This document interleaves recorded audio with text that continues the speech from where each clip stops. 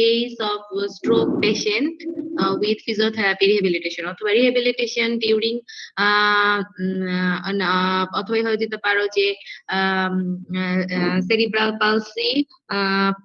palsy patient managed by physiotherapy rehabilitation মানে একটু ঘুরায় আর কি মানে সবাই দেখলাম যে একই কথা লিখে রাখছো যে একই কথা যে কেস কি জানি এ দিয়ে শুরু করছো সবাই একই কথা ডিফারেন্ট কন্ডিশন গুলো ভালো হয়েছে কন্ডিশন নিয়ে আমার কোনো সে নাই করতে পারো সমস্যা নাই কিন্তু একটু মানে টাইটেলটা একটু চেঞ্জ করে লিখো তোমরা ড্রাফট দাও ওইভাবে করে তারপরে আমি আবার চেক দিয়ে দিব সমস্যা নাই তারপর কালকের ক্লাসে আবার আলাপ করবো না সমস্যা নাই তো এটা হচ্ছে আর কি আমি যতটুকু দেখলাম এটা হচ্ছে আমার প্রাথমিক তোমাদের ফিডব্যাক বুঝতে পারছো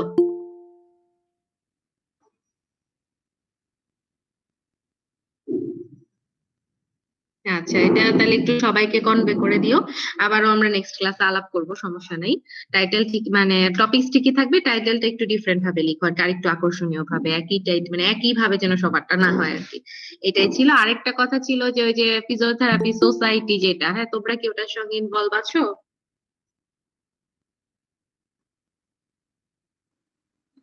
জি ম্যাম আচ্ছা তো এটা একান্তই তোমাদের ব্যক্তিগত ব্যাপার এটাতে কোনো ধরনের কোনো মানে ব্যক্তিগত ব্যাপারে কেউ হস্তক্ষেপ করবে না কারো যদি মানে নিজস্ব ইচ্ছা না থাকে তাহলে মানে আমার এটা অভিমত যে যাই বলো তাহলে দরকার নেই কিন্তু কেউ যদি মনে করো যে আমরা তো 500 টাকা অনেকভাবেই নষ্ট করে থাকি নষ্ট করে বলতে ধরো আজকাল যে অবস্থা যে 500 টাকা নিয়ে রুম থেকে বের হইলে ওই রুমে জেলে 500 টাকার কিছুই থাকে না তো সেই হিসাবে মাসে যদি তোমরা মনে করো যে এটা কিছুই না হিসেবে জমাও হয়তো বা বছর শেষে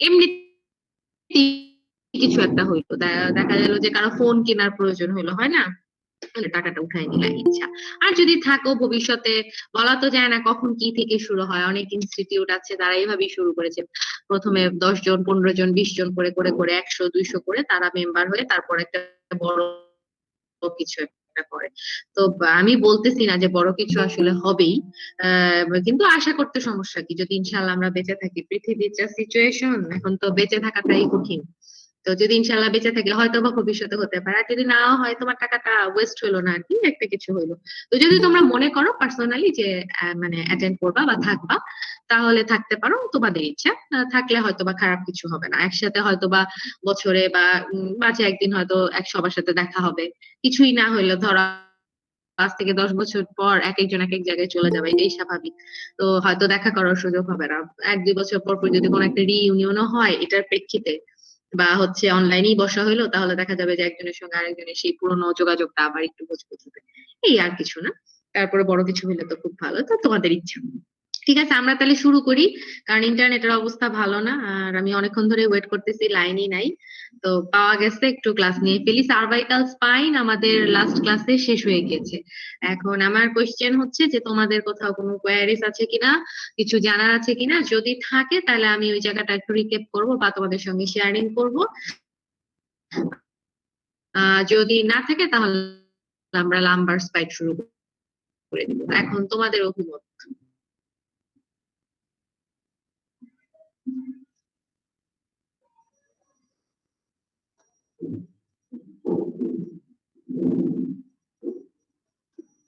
বলো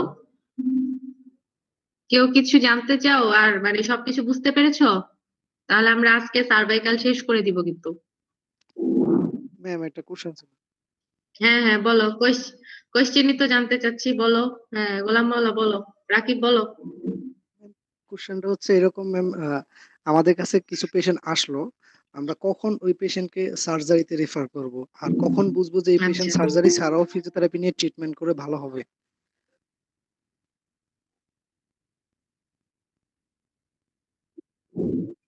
আচ্ছা গুড খুব ভালো প্রশ্ন সবাই একটু মনোযোগ দিয়ে শোনো প্রথমত হচ্ছে যে কোনো মানে মেল ফিমেল যে যে কিছু হতে পারে আমরা পেশেন্টকে অ্যাসেসমেন্ট করবো এবং অ্যাসেসমেন্টের ক্ষেত্রে আমাদের কয়েকটা পয়েন্ট চলে আসবে তোমাদের যদি মনে থাকে আমি অ্যাসেসমেন্ট করিয়েছি সেটা হচ্ছে পেশেন্টের কোনো ধরনের রেড ফ্ল্যাগস আছে কিনা রেড ফ্ল্যাগস বলতে পেশেন্ট খুব ওভার এজ কিনা পেশেন্টের অস্টিওপোরোটিক চেঞ্জ আছে কিনা পেশেন্টের বডিতে কোনো অ্যাক্টিভ ইনফেকশন আছে কিনা এবং পেশেন্টের বাউল ব্লাডারে কোনো ধরনের প্রবলেম আছে কিনা টুরামেটারে খুব সিভিয়ার স্ট্রেস, পেশেন্ট হচ্ছে হাঁচি কাশিও দিতে পারে না, এত পেইন। তো এরকম বেশ কিছু রেড ফ্ল্যাগ, ইয়েলো ফ্ল্যাগ আছে, তোমরা জানো।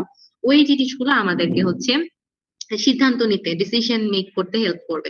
যদি দেখা যায় পেশেন্টের ক্ষেত্রে অ্যাক্টিভলি ওই সিচুয়েশন গুলো থাকে, তাহলে আমরা পেশেন্টকে একটা ওভারঅল অ্যাসেসমেন্ট করে দেন আমরা পেশেন্টকে রেফার করে দিব। রেফার করব এই অর্থে তাকে যে সার্জারি করতে হবে তা না, তার মেডিকেল ইমার্জেন্সি হিসেবে আমরা রেফার করব। দেন ওনারা দেখে বুঝবেন যে পেশেন্টের কি আসলে সার্জারির কন্ডিশন আছে কি না। যেহেতু আমরা এই ফিল্ডে স্পেশালিস্ট না, তাই আমরা এইভাবে রেফার করব। তো ওনারা যদি মনে করেন যে হ্যাঁ পেশেন্টের সার্জারির কন্ডিশন আছে, তাহলে ওনারা সার্জারি করবে, অথবা কোনো মেডিকেল এনএসএআইটি হতে পারে বা আরো কোনো তোমার অ্যান্টিবায়োটিক হতে পারে, সেটাতে তার ট্রিটমেন্ট নিতে পারে। তারপর তার কন্ডিশন গুলো সাবসাইড হলে আমরা হচ্ছে তাদেরকে ট্রিটমেন্ট দিয়ে থাকবো। আর যদি পেশেন্টের কন্ডিশন এইরকম হয় যে পেশেন্টের এইজ কম আছে এবং পেশেন্টের যে সিমটম গুলো সেগুলো হয়তো বা একটা নির্দিষ্ট সময় পরে কমে যাবে, হ্যাঁ ইয়েলো ফ্ল্যাগ, এখনো রেড ফ্ল্যাগ হয়নি, তাহলে আমরা পেশেন্টকে সেই নির্দিষ্ট যে মেডিসিন গুলো সে কন্টিনিউ করছে বা যা আমরা এডুকেশন দিয়ে থাকি সেগুলো দিয়ে পেশেন্টকে আমরা কিছুদিনের জন্য হয়তো বা ফিজিওথেরাপিটা স্টপ রাখতে পারি। বাট আমরা যদি তার রেড ফ্ল্যাগ গ্রো না করে, তাহলে আমরা পেশেন্টের ফিজিওথেরাপি কন্টিনিউ করতে পারি এবং পেশেন্টের জন্য সেটা বেশি বেনিফিটেড হবে। ওকে, ক্লিয়ার? জি ম্যাম। আচ্ছা, এটা যখন তোমরা পেশেন্ট দেখবা তখনই বুঝবে, অ্যাসেসমেন্টেই চলে আসবে যে তার আসলে কি ধরনের, মানে এমন তার সঙ্গে যদি তার কোনো ইমেজিং থাকে, সেটা এমআরআই হতে পারে, এক্সরে হতে পারে, ইমেজিং তার কন্ডিশন মানে সাইন সিমটম গুলো এবং এই সব কিছু তোমাকে হচ্ছে ভালো একটা ডিরেকশন দেবে। ঠিক আছে, আর কারো কিছু জানার আছে? মনে হয় নেই। তাহলে আমরা আজকে লাম্বার শুরু করি। লাম্বারের আমরা অল্প কিছু একটা করে আজকে স্টার্ট করি। ঠিক আছে, দেখা যাচ্ছে স্ক্রিন? হ্যাঁ বলো। ম্যাম আমার আজকে হচ্ছে হুইপ্লাস বলো। ইনজুরিটা ম্যাম শোনা বলার কথা যাচ্ছে? ছিল। জি ম্যাম। হ্যাঁ হ্যাঁ শোনা যাচ্ছে। শাহানা? জি ম্যাম। হ্যাঁ বলার কথা ছিল। আচ্ছা বলো তাহলে, সবাই আমরা আরেকবার একটু শুনে নিই। আচ্ছা ম্যাম বলো, বুঝিয়ে সম্পূর্ণ বললেই বলবো হবে জিনিসটা কি, কাদের হয় কি। মানে ফুল টপিকটাই কি বলবো নাকি কোনো না না, জাস্ট সামারি বলবা, সামারি। হুইপ্লাস ইনজুরিটা কি, আমরা কিভাবে বুঝবো এবং কি ধরনের ফিজিওথেরাপি ট্রিটমেন্ট দিতে পারি, সংক্ষেপে একদম সামারিটা। আচ্ছা ম্যাম। ম্যাম হুইপ্লাস ইনজুরি হচ্ছে যে সাডেন অ্যাক্সিলারেশন অথবা ডিক্সিলারেশনের জন্য যদি র্যাপিডলি এবং ভায়োলেন্টলি নেক পোর্শনটা যদি মুভমেন্ট করে ব্যাক এন্ড ফোর্থলি, তখন যে ইনজুরিটা হয় সেটা হচ্ছে হুইপ্লাস ইনজুরি। এটার কারণে হচ্ছে গিয়ে যদি সিভিয়ার লেভেল হয় তখন কনফিউশন অথবা কনকাশনও হতে পারে, হেড ইনজুরি হতে পারে। এটা কজ আচ্ছা, হচ্ছে কন্ডিশন তো ক্লিয়ার, সব জি ম্যাম। বুঝো তো? জি ম্যাম, কনকাশন হচ্ছে আহ যদি মুভমেন্ট করার কারণে টিস্যু ড্যামেজ হয়। আর কন্টিউশন হচ্ছে ব্রুজিং টাইপ বা কনফিউশন, হেমাটোমা যদি ডিরেক্ট ব্লো, আরেকটা হচ্ছে তোমার ব্লোটা যখন হুম। আচ্ছা, আর ফিজিওথেরাপিস্ট হিসেবে আমরা কি করতে পারি হুইপ্লাস ইনজুরি পেশেন্ট যদি পাই? ম্যাম ফিজিওথেরাপি ট্রিটমেন্টে প্রথমে পেশেন্ট মেডিকেলি স্টেবল কিনা সেটা আগে দেখবো। তাকে ফার্স্ট হচ্ছে ইমোবিলাইজড করাবো। যদি হচ্ছে কি ইনজুরড হয়, সিভিয়ার ইনজুরড হয়, তখন হুম, হচ্ছে কি ইমোবিলাইজটা তখন ফার্স্ট প্রায়োরিটি হবে। ইমোবিলাইজেশন করাইতে পারবো আমরা কলার, বিভিন্ন ব্রেস, স্প্লিন্টিং এসবের মাধ্যমে। তারপর হচ্ছে আচ্ছা, সিম্পটোমেটিক ট্রিটমেন্ট যেরকম হচ্ছে আমরা কি কোনো ওদের অ্যাডভাইস দিতে পারি পেশেন্টকে, মানে তার অ্যাওয়ারনেস এর জন্য, বা আমরা এই ধরো হুইপ্লাস ইনজুরি প্রিভেনশনের জন্য আমরা কি অ্যাডভাইস হিসেবে কি কি ইউজ করতে পারি, মানে কি কি কাজ করতে পারি আমরা ফিজিওথেরাপিস্ট হিসেবে, অ্যাওয়ারনেস এর জন্য কি কি কাজ করতে পারি? ম্যাম অ্যাওয়ারনেস এর জন্য যাতে এই ধরনের ইনজুরি তার পরবর্তীতে না হয়, তখন বিভিন্ন ধরনের সেফটি প্রিকশন মেনটেন করতে হবে। যেমন আহ, আহ, সাবধানে থাকতে হবে যখন যেহেতু হচ্ছে এই ধরনের ইনজুরি রোড অ্যাক্সিডেন্টের কারণে হয়, তখন যদি আহ, খুব ফাস্টলি গাড়ি চালাতে আচ্ছা, মানা এখানে করা একটা হবে। বিষয় আছে, যেমন এই ইনজুরিটা তোমার ড্রাইভিং এ বেল্ট ইউজ করতে বলতে পারি। হ্যাঁ, সিট বেল্ট ইউজ করা, তারপর যদি সে মোটর বাইক ইউজ করে হেলমেট ইউজ করা, গ্রেড 0, 1, 2। সরি ম্যাম, বুঝতে পারিনি। আচ্ছা, এটা একটু দেখে নিও, ঠিক আছে?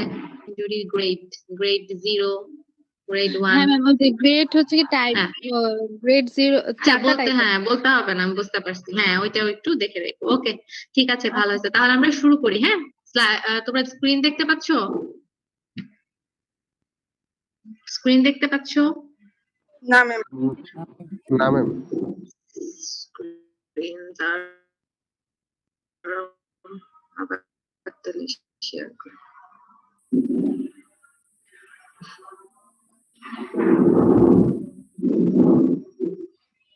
এখন দেখা যায়? জি ম্যাম।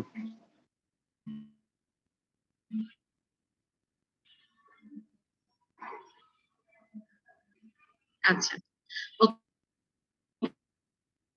আমরা আজকে লাম্বার স্পাইন জেমস সিরিয়াস সবাই পরিচিত নামের সাথে পরিচিত না? সিরিয়াসকে স্পাইনাল পেরিফেরাল যাই পড়তে যাও, মানে যে অর্থোপেডিক মেডিসিন পড়তে চাও, তাহলে সিরিয়াসকে বলা হয় ফাদার অফ অর্থোপেডিক মেডিসিন। পড়ে আসছো, ভুলে গেছো? তিনটা স্টেটমেন্ট দিয়েছে, তিনটা স্টেটমেন্ট একটু ভালো করে বোঝার চেষ্টা করবা। প্রথমটা হচ্ছে more than 90% of all organic low back pain. Organic কজের জন্য যে লো ব্যাক পেইন গুলো হবে তার মানে 90 ভাগের বেশি উইথ অর উইদাউট রেডিয়েশন, মানে রেডিয়েশন থাকতেও পারে নাও থাকতে পারে। এটা মেইনলি হয়ে থাকে তোমার হচ্ছে ডিস্ক প্রোট্রুশন অথবা ইন্টারনাল ডিরেঞ্জমেন্টের জন্য। প্রথম স্টেটমেন্টটা কি বুঝতে পেরেছো? হ্যালো ম্যাম, আরেকবার একটু বললে ভালো হয়। আচ্ছা, মোর দেন 90%, আমি সহজ করে বলে দিই, মানে 100 জন রোগীর মধ্যে 90 বা তার মানে অধিক বেশি রোগী যেই কারণে তার কোমর ব্যথাটা হবে সেটা হতে পারে রেডিয়েটেড ব্যাক পেইন অথবা রেডিয়েটেড না। মেইন কারণই থাকবে তোমার ডিস্ক প্রোট্রুশন অথবা ইন্টারনাল ডিরেঞ্জমেন্ট। মানে ইন্টারনাল ডিরেঞ্জমেন্ট মানে ডিস্কটা বের হয়ে আসছে, অথবা হচ্ছে ভার্টিব্রা গুলো কম্প্রেসড হয়ে আছে, অথবা অস্টিওফাইট ফর্ম করেছে। হ্যাঁ, এরকম কোনো, অথবা ভার্টিব্রাটা সামনের দিকে চলে গেছে, স্পন্ডাইলোলিস্থেসিস হয়েছে, পিএলআইডি মনে হয় ব্যাক পেইন শুনলে মনে হয় না পিএলআইডি আর পোস্টারাল। তো এই জন্যই মেইন কারণ হচ্ছে এটা। সেকেন্ডলি হচ্ছে the intervertebral joint is sensitive to internal derangement itself. তার মানেটা হচ্ছে আমাদের যদি ইন্টারভার্টিব্রাল জয়েন্ট না থাকতো, মানে দুইটা ভার্টিব্রার মাঝখানে যদি ডিস্ক না থাকতো, তাহলে তো আমরা মুভ করতে পারতাম না এত স্মুথলি। খসা লেগে লেগে প্রতিদিনই হচ্ছে আমাদের কি হইতো, প্রতিদিনই আমাদের স্পাইন ক্ষয় হতে থাকতো, এবং আলটিমেটলি আমরা 5-10 বছর পর্যন্ত টিকতে পারতাম না। এই জন্যই হচ্ছে আল্লাহ তাআলা ওই ডিস্ক মানে মাঝখানে ডিস্ক দিয়ে দিয়েছে, যেন আমরা মুভ করলেও সেটার মাধ্যমে ঘষা না লাগে। কিন্তু এই ডিস্কটা নিজেই আবার হচ্ছে ডিরেঞ্জমেন্টের জন্য নিজেই দায়ী। ও নিজেই সেনসিটিভ, কারণ ও যে কোনো সময় বের হয়ে চলে আসতে পারে। কারণ এটা একটা কেমন জিনিস, তুমি চিন্তা করো, একটা লম্বা লাঠির মতন জিনিস দিয়ে দিলা। এখন এটা তো ডানে যাবে, বামে যাবে, সামনে যাবে, পিছনে যাবে। যখনই মুভ করবে, যদি স্টেবল না হয়, লিগামেন্ট দিয়ে তুমি এটাকে পেঁচিয়ে দিয়ে রাখলা, আর সেটা যদি কোনো কারণে স্টেবল না হয় বা মাসেলের ফ্লেক্সিবিলিটি না থাকে বা মাসেলের স্ট্রেংথ ভালো না থাকে, তাহলে যে কোনো সময় এই ডিস্কটা নিজে বের হয়ে আসতে পারে, এবং সেটা বের হয়ে এসেই হয় তোমার ডিস্ক প্রোট্রুশন করে তোমার নার্ভ রুট ইমপিঞ্জমেন্ট দিতে পারে, অথবা ফ্যাসিয়েট জয়েন্টের উপর চাপ দিতে পারে, অথবা পেছন দিয়ে যে ডুরামেটারে স্ট্রেস দিতে পারে। ক্লিয়ার?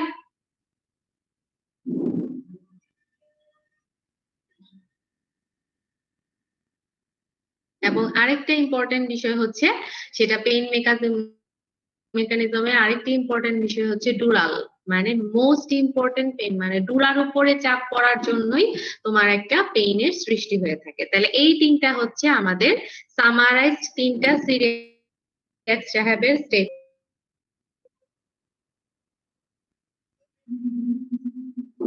বুঝতে পেরেছো তিনটা স্টেটমেন্ট? ম্যাম, ডুরাল যেটা বললেন ওটা বুঝি নাই।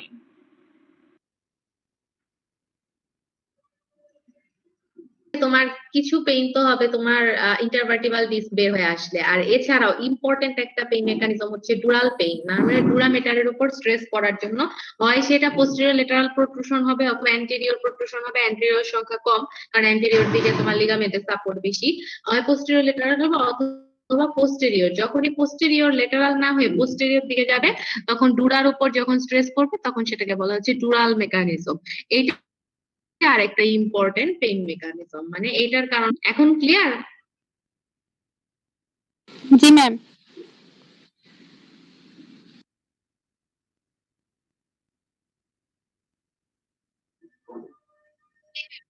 আচ্ছা, পরের স্লাইডে আসি, আমরা একটু ডিফারেন্সিয়েট দেখবো আসলে ব্যাকএক কি, লাম্বাগো কি এবং হচ্ছে সায়াটিকা কি। ওকে, ব্যাকএকটা হচ্ছে ক্রনিক, অনেকদিন ধরে একটা অনুভূতি, হ্যাঁ, এবং যেটা রেডিয়েট হতেও পারে এবং মাঝে মাঝে নাও হতে পারে, তবে ম্যাক্সিমাম টাইমে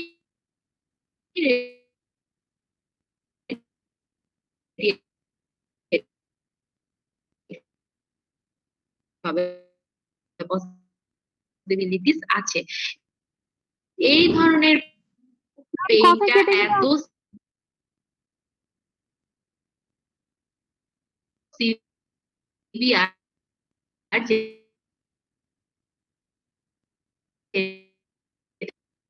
ম্যাম কথা তো বোঝা যাচ্ছে না। টোটালি পেশেন্টকে ব্লক করে দিতে পারে না। তো এই ব্যথাগুলোকে আমরা বলবো, এবং ব্যথাটা হচ্ছে পায়ের দিকে আসতেও পারে, ম্যাম কথা হচ্ছে কেটে ব্যাকে। কেটে আসতেছে।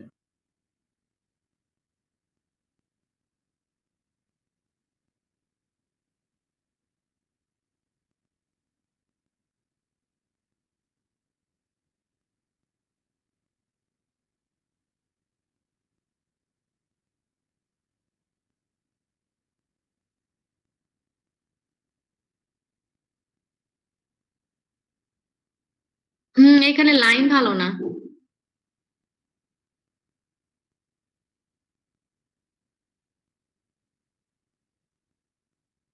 আজকে এখানে লাইনের অবস্থা খুবই খারাপ।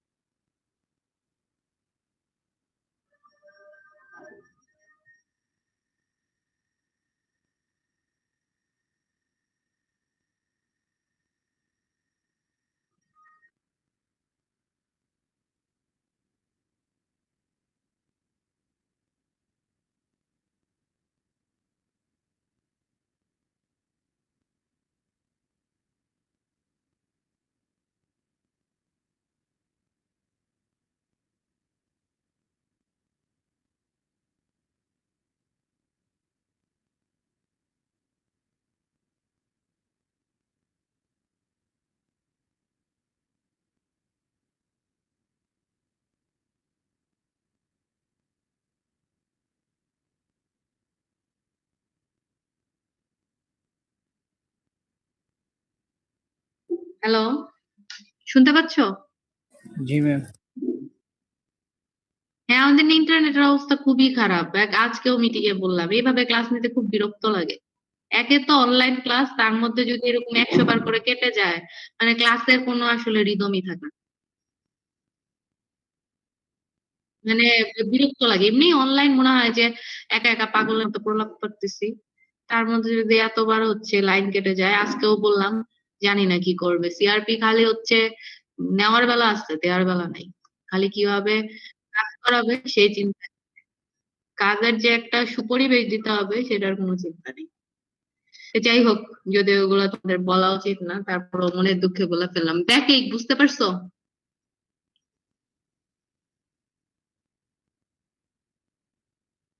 হ্যাঁ, আচ্ছা বলি। ম্যাম ঠিক ব্যাকেকটা, শোনা হ্যাঁ যায় আচ্ছা না। ওকে, ব্যাকেক, হ্যাঁ ওকে। আমরা দেখি এখন একটু লাইন আছে, 5 মিনিটও যদি করতে পারি। ব্যাকেকটা হচ্ছে তোমার একটা পেশেন্ট এসে বলবে যে আমার অনেক দিন ধরেই ব্যথা। হ্যাঁ, ব্যথাটা কিরকম, মানে মাঝে মাঝে করে, মাঝে মাঝে চলে যায়। একটা ক্রনিক 1 দেড় 2 বছর ধরে ব্যথাটা হচ্ছে, ব্যথার সঙ্গে একটা অস্বস্তি থাকে। কিন্তু ব্যথাটা পায়ের দিকে মাঝে মাঝে আসে, মাঝে মাঝে নাও আসতে পারে। কিন্তু এমন অস্বস্তি না বা এমন ব্যথা না যে আমি আমার কাজকর্ম, অফিস বা ঘরের কাজকর্ম বন্ধ করে ফেলেছি। সবই করতেছি কিন্তু সবসময় একটা অস্বস্তি ভাব থাকে, সবসময় একটা ব্যথা ব্যথা ভাব থাকে। এটাকে আমরা বলবো হচ্ছে ব্যাকএক। এখন ক্লিয়ার? জি ম্যাম। আচ্ছা, তাহলে আমরা চলে আসি লাম্বাগোতে। কোনটা আসলে লাম্বাগো, যখন পেইনটা আরো সিভিয়ার হয়ে যাবে এবং এটা স্প্রেড করবে। স্প্রেডটা কোথায় কোথায় করবে? এটা গ্রোইনে যেতে পারে, বাটকে যেতে পারে, অথবা কোথাও যে ফিক্সেশন হয়ে গেছে, টুইনজেস হয়ে গেছে। টুইনজেস মানে কি, ধরো সে পা ফেলতে গেলেই কাট, মানে মনে হবে কি ব্যথাটা একদম, অনেক সময় আমরা বলি না চিলিক দিয়ে একটা ব্যথা করে, একটা কথা বলি না, যে মনে হলো যে ব্যথাটা একদম ভেতরে যেয়ে লাগছে। আমি পাটা ফেলতে গেলাম অথবা একটু সামনের দিকে ঝুঁকে একটা জিনিস আনতে গেলাম, মনে হলো যে একদম ক্যাক করে যে আমার কোমরের ওখানটা বা যেখান থেকে ব্যথাটা পায়ের দিকে আসে ওখানে আরো বেড়ে গেছে। এই ধরনের যে ব্যথাটা থাকবে সেটাকে আমরা বলবো হচ্ছে লাম্বাগো। বুঝেছো? ম্যাম আচ্ছা, আরেকবার একটু রিপিট করবেন লাম্বাগোটা? আচ্ছা লাম্বাগোটা হচ্ছে সিভিয়ার পেইন, ব্যথা অনেক বেশি থাকবে এবং ম্যাক্সিমাম টাইমই ব্যথাটা স্প্রেড করবে। কোথায় কোথায় করবে? গ্রোইনে করতে পারে, বাটকে করতে পারে। এবং মাঝে মাঝে যেটা হবে যে যখন তুমি টুইনজেস, টুইনজেস তখনই বলে যে তুমি ধরো পা ফেলতে গেলে একদম ক্যাক করে উঠবে, মনে হবে কি যে ওই জায়গাটা একটা শব্দ করে উঠলো এবং হচ্ছে হঠাৎ করে চিলিক পাড়ার মতন একটা ব্যথা হলো, মানে হঠাৎ করে যে মনে হলো যে কারেন্টের শকের মতন পেইন আমরা অনেক সময় ফিল করি না। এবং পেইনটা এরকম যে ওই ব্যথাটা পা থেকে পায়ের দিকেও চলে আসতেছে। এই ধরনের যে ব্যথাটা হবে সেটাকে আমরা বলবো হচ্ছে লাম্বাগো। এখন বুঝেছো?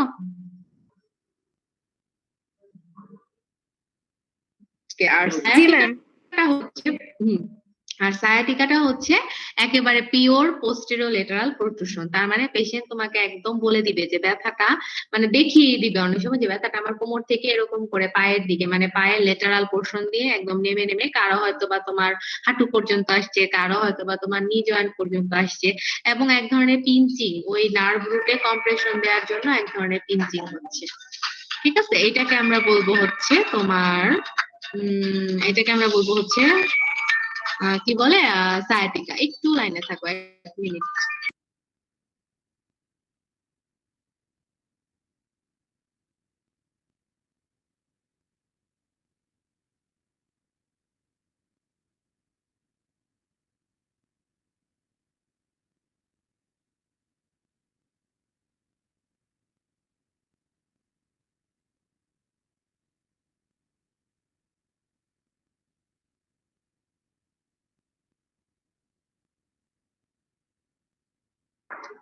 ওকে, সরি ইন্টারাপশনের জন্য, ফোন আসছিল। দেখা যাচ্ছে স্লাইড? জি ম্যাডাম। আচ্ছা, তাহলে এই তিনটার মধ্যে ডিফারেন্স তো বুঝতে পারছো, কোনটা ব্যাকএক, কখন আমরা ব্যাকএক বলবো। তার মানে পেশেন্ট যখন তোমাকে সিমটম দেবে তুমি নিজেই ডিফারেন্সিয়েট করতে পারবা যে এটা হচ্ছে ব্যাকএক, এটা হচ্ছে লাম্বাগো, এটা হচ্ছে সায়াটিকা। ঠিক আছে? এবং সায়াটিকার ক্ষেত্রে পেশেন্ট একদম দেখাই দিবে, ওই যে ডার্মাটোম অনুসারে তার যে ব্যথাটা যাচ্ছে সে একদম দেখাই দিবে যে ব্যথাটা কোমরের এখান থেকে এইভাবে নিচে নামে, মাঝে মাঝে শুধুই নিচে থাকে, শিফট করে, মাঝে মাঝে থাকে না, আবার মাঝে মাঝে কোমরে থাকে, আবার পায়ের দিকে একটু কম থাকে, কিন্তু সে একদম ডার্মাটোমটা তোমাকে দেখিয়ে দিবে। তো এটাকে, কারণ সেটা নার্ভ রুট পেইন, ডার্মাটোমাইজ ব্যথা হবে, এই জন্য সে ইজিলি দেখিয়ে দিতে পারবে। এইভাবে আমরা হচ্ছে তিনটাকে ডিফারেন্সিয়েট করতে পারি। এরকম কোয়েশ্চেন আসে, ডিফারেন্সিয়েট ব্যাকএক, লাম্বাগো, সায়াটিকা, একটা সিনারি দিয়ে দেওয়া হলো যে পেশেন্ট এসে তোমাকে বলতেছে আমার এই প্রবলেম, তুমি ফিজিক্যাল এক্সামিনেশন করে দেখতে পাইলা যে এই প্রবলেম আছে, এটা কি আসলে, এটা কি ব্যাকএক হবে, এটা কি লাম্বাগো হবে নাকি সায়াটিকা হবে, বলে ফিজিওথেরাপিস্ট হিসেবে তুমি কি করবা। ক্লিয়ার? এই ধরনের বিভিন্ন একই জিনিসই একটু ঘুরিয়ে ঘুরিয়ে বিভিন্ন ভাবে আসতে পারে। বুঝতে পেরেছো? লাম্বাগোর কি কজ থাকতে পারে? সবগুলোর কজই একই। তোমার সায়াটিকার ক্ষেত্রে হচ্ছে তোমার পোস্টেরিয়র লেটারাল প্রোট্রুশন হবে, আর ব্যাকএকের ক্ষেত্রে তখনও প্রোট্রুশন না। লাম্বাগোর ক্ষেত্রে যেটা হয় যে প্রোট্রুশনটা হচ্ছে আনস্টেবল, মানে মাঝে মাঝে সে হয়তো বা একটু বের হতে চাচ্ছে কিন্তু এখনো বের হয়ে এসে কম্প্রেশন দেয় নাই। বুঝেছো? জি ম্যাম। মানে ব্যাকএকটাই কম যখন আরো বেশি বেশি হয়ে যাবে আর কি, লং টাইম, বা সে পজিশন মেনটেন না করতে পারবে, তখন ওটা লাম্বাগোতে কনভার্ট হয়ে যাবে। ওকে, আমরা পরের স্লাইডে চলে আসি। Passage joint. ক্রনিক কন্ডিশনটা কি সায়াটিকা? কেন ক্রনিক কন্ডিশন সায়াটিকা হবে? ক্রনিক কন্ডিশনই তোমার হচ্ছে ব্যাকএক। যখনই ক্রনিক তখনই ব্যাকএক। আর সায়াটিকা অ্যাকিউট হতে পারে, ক্রনিক হতে পারে। পেশেন্টের হয়তো বা ব্যথাই ছিল না, সে একটা ভারী পানির বালতি উঁচু করতে গেলে ওটা কট করে তার হচ্ছে পোস্টেরিয়র লেটারাল প্রোট্রুশন হয়ে গেল, সায়াটিকা হয়ে যেতে পারে। মানে তার যে দীর্ঘ সময় ব্যাকএক হবে তারপরে লাম্বাগো হবে, এটা যেতে স্টেপ ব্যাপারটা তাও না, তারপরে সায়াটিকা তাও না। আবার অনেকের যেটা হতে পারে অনেকদিন ধরে ব্যাকএক ছিল, ট্রিটমেন্ট করা নেই, পোস্টার মেনটেন করা নেই, পরবর্তীতে সায়াটিকা হয়েছে, এটাও হতে পারে। বুঝছো? জি ম্যাম। আচ্ছা, ফ্যাসেট জয়েন্ট, ইন্টারভার্টিবাল ডিস্ক এবং ডুরামেটার আসলে কি? ফ্যাসেট জয়েন্ট তোমরা চিনো তো? ফ্যাসেট জয়েন্ট কোনটা? ফ্যাসেট জয়েন্ট চিনো? জি ম্যাম। ফ্যাসেট জয়েন্টের নাম কি কি, আর সিনোনিম গুলো বলো তো। ফ্যাসেট জয়েন্টকে আমরা আর কি কি নামে ডাকতে পারি? থার্ড ইয়ারে পড়াইছি, আমি নিজেই পড়াইছি তোমাকে নাম, তোমাদেরকে নামগুলা। ফ্যাসেট জয়েন্টকে আরো আমরা কি কি নামে ডাকতে পারি? জাইগোফাইসিয়াল জয়েন্ট। অ্যাপোফাইসিয়াল জয়েন্ট, আরেকটা আছে নাম, গুড, অ্যাপোফাইসিয়াল জয়েন্ট। শুনেছো? যেই নামই বলো সবাই কিন্তু ফ্যাসেট জয়েন্ট। তাহলে এই ফ্যাসেট জয়েন্ট হচ্ছে একটা ইউনিলেটারাল স্ট্রাকচার। ধরো কারো রাইট সাইডের ফ্যাসেট জয়েন্টে কোনো প্রবলেম হলো, হ্যাঁ, তাহলে তার পেইনটা হচ্ছে তোমার সেন্ট্রাল পেইন হবে না, এই পেইনটা তোমার ইউনিলেটারাল পেইন করবে। তখন আমরা ওই ফ্যাসেট জয়েন্টে পালপেশন করলে বুঝতে পারবো যে তার ব্যথাটা ফ্যাসেট জয়েন্টের কোনো ধরনের লেশনের জন্য, ফ্যাসেট জয়েন্টের কোনো ধরনের ডিজেনারেশনের জন্য হচ্ছে। তাহলে এই ব্যথাটা ম্যাক্সিমাম টাইমে যেটা হয় ইউনিলেটারাল, যে কোনো এক সাইডে পেশেন্ট, ঠিক তোমার ওই পার্টি রাইট সাইডে অথবা লেফট সাইডে আসি, সেখানে যে ফ্যাসেট জয়েন্টটা থাকে সেখানে তার ব্যথাটা মূল মানে হচ্ছে মানে কি বলবো এটাকে, অরিজিন। ওকে। আর সেন্ট্রাল লাম্বার পেইন যেটা হচ্ছে তোমার ইউনিলেটারাল হতে পারে, পেইনটা রেফার করতে পারে, লেগ পর্যন্ত যাইতে পারে, সেটা আমরা আলাদা ইন্টারভার্টিবাল পেইন ধরতে পারি। আর যখনই পেইনটা, এটা তো তোমরা জানোই যে ইউনিলেটারাল হবে না এবং পোস্টেরিয়র লেটারালও হবে না, সেটা হচ্ছে সরাসরি যে ডুরাতে স্ট্রেস করবে, যেটা আমরা হাসি কাশি দিলে ব্রেনটা আরো বেশি প্রভোকেট হবে, বা স্ট্রেট লেগ রেজিং করলে এবং নেক ফ্লেকশন করলে আরো প্রভোকেট হবে, তখন সেই পেনটাকে আমরা বলবো হচ্ছে ডুরামেটার স্ট্রেসের জন্য। ক্লিয়ার সবার কাছে তিনটা জিনিস? এখানে প্রত্যেক পয়েন্ট বুঝে বুঝে যেতে হবে, হ্যাঁ, এগুলোর সঙ্গে কোরিলেট করে পেশেন্ট দেখতে হবে। আর ধরো দিনে যদি 10টা পেশেন্ট দেখো, 7টা পেশেন্টই থাকবে তোমার লাম্বারের পেশেন্ট, একটা বা দুইটা হয়তো সার্ভাইকালের, আর একটা বা দুইটা থাকতে পারে পেরিফেরালের। প্রত্যেকটা পয়েন্ট আমাদেরকে বুঝে বুঝে যেতে হবে। এই তিনটা জিনিস ডিফারেন্সিয়েট করতে পেরেছো? কখন আমরা ফ্যাসেট জয়েন্ট পেইন, এগুলোর জন্য কিন্তু পড়াশোনা করতে হবে তোমাদেরকে। আবারও বলি, এখন যদিও তোমাদের লাইব্রেরি ওয়ার্ক সম্ভব না, তারপর ইন্টারনেটে অনেক কিছুই পাওয়া যায়, এগুলো নিয়ে আরো পড়তে হবে। তোমার লেকচার মানেই তোমার হচ্ছে শর্ট জিস্ট, তোমাদেরকে যেটা বোঝানো দরকার ততটুকু দিব, বই তো আর পুরোটা লেকচার উঠানো যাবে না, তাহলে তার লেকচার হবে না। তাহলে এটাতে পাওয়ার পয়েন্ট প্রেজেন্টেশন, বাকি জিনিসগুলো তোমাদেরকে আরো একটু পড়ে পড়ে জানতে হবে। তোমরা ডেভিড যে ম্যাগির বই পড়বা, তারপর ইন্টারনেটে তোমরা আরো অনেক বই পাবা, আরো অনেক আর্টিকেল পাবা, সেগুলো পড়বা। ফ্যাসেট জয়েন্ট পেইন হলে আর কি কি সিমটম হতে পারে, আমরা কিভাবে পালপেশন, ভিডিও দেখবা, এখন তো ইন্টারনেটের যুগ, সব ভিডিওতে দেখবা কিভাবে আমরা প্যাসেজ জয়েন্টটা পালপেট করবো, এখানে আমরা কি ধরনের মোবিলাইজেশন দিব, কি ধরনের স্ট্রেচিং করাবো ওই পেশেন্টকে, ঠিক আছে? ওগুলো থেকে তোমরা আরো বেশি ধারণা নিবা। আমি জাস্ট তোমাদেরকে বেসিক গুলো ধরিয়ে দিব। ওকে, এই তিনটে ক্লিয়ার? আমি কি নেক্সট স্লাইডে যাব? জি ম্যাম। দ্বিতীয়টা একটু আরেকবার বল। ওকে, পরের স্লাইডে এটা নিয়ে আরেকটু আর একটু কোনটা বলো?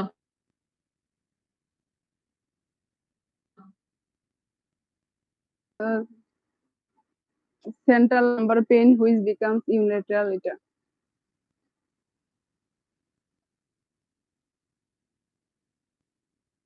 ইন্টারভার্টিবাল পিচ করতেও পারে, আবার ধরো এত দূর গেল না, অল্প প্রোট্রুশন,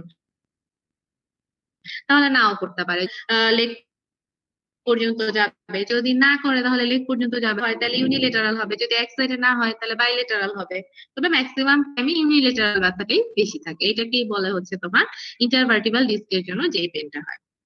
এখন বুঝেছো? জি ম্যাম। ওকে, তাহলে আমরা আরো কিছু জিনিস জানি, যেমন আমরা ডিস্কের অ্যানাটমি আগে থেকেই জানি, তোমরা আরো আগে পড়ে আসছো যে ডিস্কটা সাধারণত থাকে হচ্ছে দুইটা লেয়ারে। আমরা একটাকে বলি হচ্ছে অ্যানিউলাস ফাইব্রোসাস, একটাকে বলি হচ্ছে nucleus pulposus. Nucleus always central. এখন এটা কমন সেন্স, যদি তোমার ডিস্কটা বের হয়ে অ্যানুলাসের উপর প্রোট্রুশন করে তাহলে সিমটমটা একটু কম হবে, মানে সেটাকে তুমি ইজিলি আমার প্রোট্রুশনের স্পেসটা বা প্রোট্রুশনের তোমার সাইজটা ছোট। আর যদি তোমার হচ্ছে এটা একটু বড় আকারে হয়, হ্যাঁ, তাহলে যদি একদম নিউক্লিয়াস পর্যন্ত ঢুকে যায় তার মানে এটা মানে অনেক বড় সাইজ, তখন তোমাকে সেভাবেই ট্রিটমেন্ট করতে হবে, প্রয়োজন হলে সার্জিক্যাল ইন্টারভেনশনেও যেতে হতে পারে।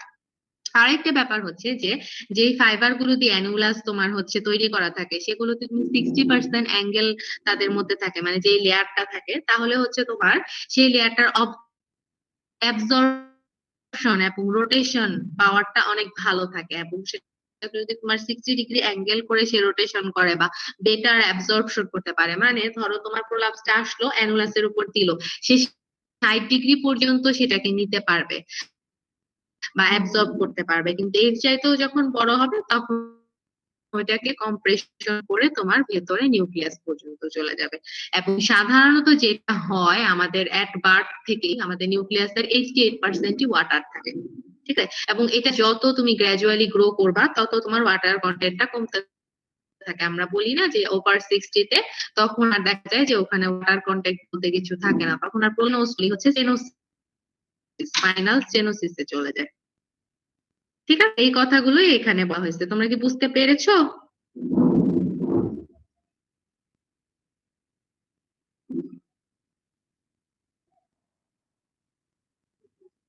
এটা বলা হচ্ছে যে কোর্সটা তোমার হচ্ছে ট্রান্সফার হতে পারে উপরে ওয়েট দিলা, মানে ফোমের মধ্যে তুমি ওয়েট দিলা, দেখবা ওয়েটটা কিভাবে আসে, আস্তে আস্তে করে উপর থেকে নিচের দিকে, যে থেকে প্রথমে বাইরের লেয়ারে আসে তারপর আস্তে আস্তে করে ভেতরে। তাহলে তুমি যে ট্রাকশন ফোর্স দাও সেমই হবে, আস্তে আস্তে করে প্রথমে ভেতর থেকে সরে তারপরে বাহির থেকে তোমার সরে আসবে। তো এটার কথা এখানে বলছে যে সাধারণত স্টাডি গুলো যা বলে যে স্ট্রেইনের ক্ষেত্রে, মানে ধরো ওই অ্যানুলাসের উপর চাপ পড়লো, তখন যদি তুমি দেখো এক্সিয়াল কম্প্রেশন, সাধারণত সোজাসুজি যে যদি কম্প্রেশন পড়ে তাহলে সাধারণত বাহিরের থেকে তোমার এন্ড আই প্লেট বলে, যে বাইরের যে মানে কম্পোনেন্ট এটাকে বলা হচ্ছে এন্ড আই প্লেট, ওখান থেকে আস্তে আস্তে আস্তে আস্তে করে কম্প্রেশনটা সরাতে হয়, প্রথমে বাহির থেকে তারপর আস্তে আস্তে ভেতর থেকে। কিন্তু কারো ক্ষেত্রে যদি ভার্টিবাল বডিতে ফ্র্যাকচার থাকে তাহলে সেটা আলাদা বিষয়, মানে কম্প্রেশন ফ্র্যাকচার থাকতে পারে, তখন সেটা আবার ভিন্নভাবে তোমার আসতে পারে, কিন্তু সচরাচর হচ্ছে বাহির থেকে আস্তে আস্তে প্রেসারটা কমে, তারপরে হচ্ছে ভেতরের প্রেসারটা কমতে থাকে। এখানে ডুরামিটারের সার্টেন মোবিলিটি, এটা একটু বড়, এটা আজকে হবে না, এটা একসাথে পুরোটা পড়তে হবে। এই যে কয়টা স্লাইড পড়লাম 6টা, এই 6টার মধ্যে কারো কোনো কোয়েশ্চেন আছে? বুঝতে পারছো এই 6টা? সিরিয়াসের স্টেটমেন্ট নিয়ে তো কোনো কিন্তু থাকার কথা না, ক্লিয়ার সবার কাছে সিরিয়াসের স্টেটমেন্ট? জি ম্যাম। ওকে, তারপরে স্লাইডে যদি যাই আবারও, আমি কিন্তু 2-3 বার করে রিপিট করতেছি, পরে বলা backache lumbago sciatica clear, clear হওয়ার কথা। Passage joint, intervertebral disc, dura mater, এটাও ক্লিয়ার হওয়ার কথা। ডুরামেটার নিয়ে আলোচনা এই পর্যন্ত। তারপরে আমরা ডুরামেটারের কিভাবে কোথায় যায়, তারপরে তোমার আমাদের যে কোর্স কন্টেন্টটা সেটা আমরা হচ্ছে পরের ক্লাসে দেখবো, তাহলে আমরা ডিস্কটা কোথায় কোথায় বের হইতে পারে বা কি হতে পারে সেটা জানতে পারবো। তাহলে এই পর্যন্ত আজকে থাক, ঠিক আছে? জি ম্যাম। আচ্ছা ঠিক আছে, তো সবাই এ পর্যন্ত শেষ করি, আর 5টা দিয়ে দাও, ঠিক আছে? জি ম্যাম। আমরা নেক্সট ক্লাসে আবার বাকি অংশ, আর কালকে হচ্ছে সকালবেলা 9টার দিকে তো মনে হয় আর ক্লাস নাই, 9টার দিকেই নিয়ে নিবো ইনশাআল্লাহ, কারণ সকালে একটু স্পিডটা ভালো থাকে, এই টাইমে দেখি স্পিডের অবস্থা অনেক খারাপ। ওকে ঠিক আছে, ভালো থেকো সবাই, সাবধানে থেকো, আল্লাহ হাফেজ।